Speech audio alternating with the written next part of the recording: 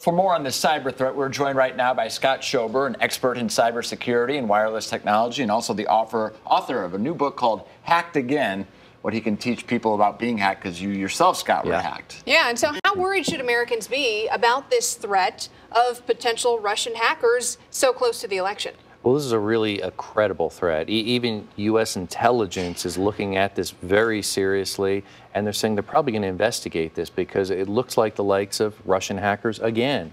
We saw this happen with the DNC. We saw this repeatedly with many major breaches that Russian intelligence typically is behind this. So they're kind of sponsored and they're causing havoc. This does have the fingerprints of the Russian government, not just Russian hackers acting as freelancers. Yeah, it really does. And again, how do they know this? A lot of it is when they look very closely at what transpires and they see, kind of like you mentioned, a fingerprint, a certain pattern that has happened before. They start to see it again. And of course, they won't reveal a lot of the details of that, but in their investigation, they're saying that it does seem like that. It's probable. That's what the reports are saying. So we all need to take this very seriously. It could be catastrophic. So even if there is a threat, how secure is our election system? Is this something the Russian hackers would be able to crack into? Yeah, absolutely. And that's really what they're doing. They see vulnerabilities and they want to exploit it. Just like there's weaknesses when we deal with our credit cards or our personal finances, hackers will target those vulnerabilities. The same thing is true with the election process. The machines are not secure enough. Is the end game to throw an election to a specific candidate, or is the end game to create distrust about the voting system among Americans? I believe the latter. Your point is a good point. I think when they cause disruption, when they cause people to question, it causes all kinds of uncertainties with the whole process as it is, rather than saying, oh, this candidate versus that candidate. One could speculate that, but it's probably more to cause confusion and disruption. Now, on a scale like this, when we're talking potential, another country's government involved in a cybersecurity threat, what kind of defense do we have? There's not a whole lot, and oftentimes these type of targeted attacks have actually happened a while ago. Oftentimes it starts maybe with an email that is sent perhaps to somebody on staff, and there's an embedded attachment. If there's an attachment that is at all suspicious, do not click on it.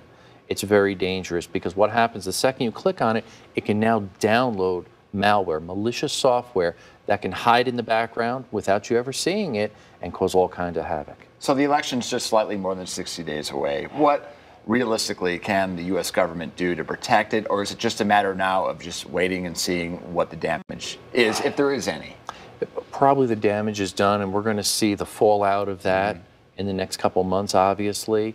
There are certain things they could do, and I'm sure they're doing it right now. They're scrutinizing it very carefully. They're bringing other cybersecurity companies to do analysis on all of the things so they could find if there is any malware, get it off there immediately so they can't cause any further problem. Given this information you've shared with us, what do we as an average American do with that? Well, it's very important to look at things and just use best practices. Sometimes that's the most effective things. If you receive often a text, say you have a smartphone, you receive a text on it with a link embedded in, an SMS text, a link, and you go and click on that, guess what? Malware can be downloaded, spyware, so people can actually watch you.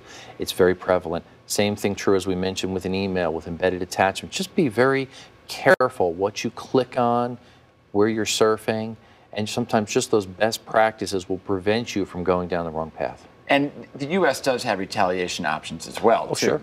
Yes. And those retaliation options we've seen on a smaller scale with Iran when they tried to build a nuclear weapon. I know that the U.S. sent some sort of spyware into their operations to disrupt what they were doing. Yeah, so it's quite possible they could do the same to Russia, right? Yeah, with Stuxnet, that was pretty advanced, and it messed up the centrifuges there.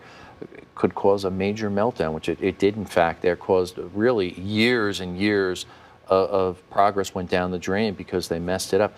They could easily retaliate and do those things. We're not going to hear a lot about that, of course. That'll be kind of on the low, but they have a lot of capability, cyber capability within the U.S. that they could retaliate. It's like the new battlefront, isn't it? It is. Ones and zeros. That's the new battlefront. You're right. Wow. Scary stuff. Scott Schober, cyber technology expert, the author of Hacked Again. All right. Thanks for joining us. Thanks for having us. Stay safe.